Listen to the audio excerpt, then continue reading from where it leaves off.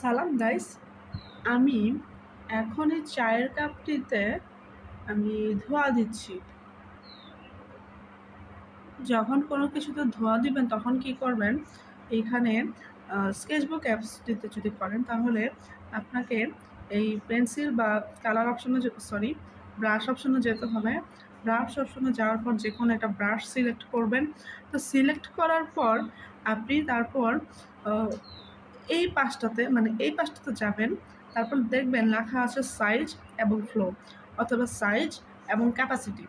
তো সাইজ হচ্ছে কি, আপনি যে ব্রাশটা ব্যবহার করবেন বা যে পেন্সিলটা ব্যবহার করবেন সেটা বড় বা ছোট, আপনি কোনটা করবেন সেটা আর কি।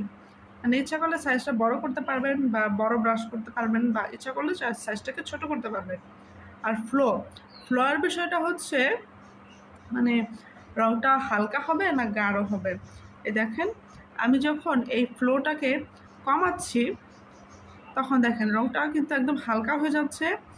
আবার যখন এই ফ্লোটাকে একদম বাড়িয়ে 100 ডিগ্রি পর্যন্ত করেছি, দেখেছেন ফ্লোটা কতটা গাঢ় হয়েছে।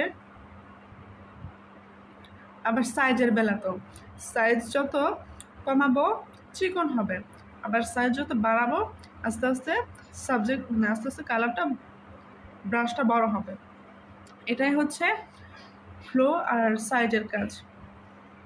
তো আমি এই ফ্লোটা দিয়ে এখানে যে কালারটা ছিল, এয়ার ব্রাশ কোথায়, এই তো এই যে এয়ার ব্রাশটা দিয়ে আমি এখানে ধোয়ার কাজ করেছি।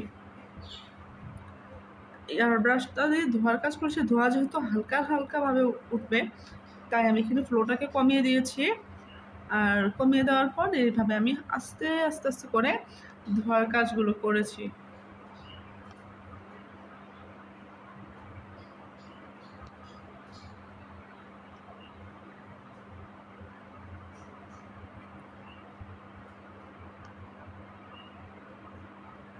তারপর দেখেন আমি এখানে পুরো কাপটা জুড়ে একটা ধোয়া ধোয়া ভাব করে রেখেছি। যখন কোনো চা বা গরম কোনো কিছু চুলা থেকে নামানো হয় দেখবেন ধোয়া ওঠে, কিন্তু সেই যে ধোয়া ধোয়া ভাবটা যাতে ফিল করানো যায় সেই জন্য আমি উপর দিয়ে এই চায়ের কাপের উপর দিয়ে চায়ের উপর দিয়ে আমি এখানে এয়ার ব্রাশ দিয়ে একদম হালকা হালকা হালকা হালকা ধোয়া ধোয়া ভাব করে দিয়েছি, যাতে দেখে মনে হয় চাটা সদ্য পাতিল থেকে কাপে ঢালা হয়েছে।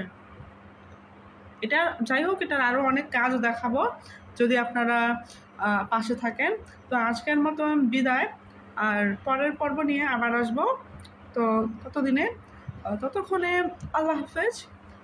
পরের ভিডিও যদি আল্লাহ চান তাহলে অবশ্যই আপনারা পাবেন। তো সেই পর্যন্ত ধৈর্য ধরুন।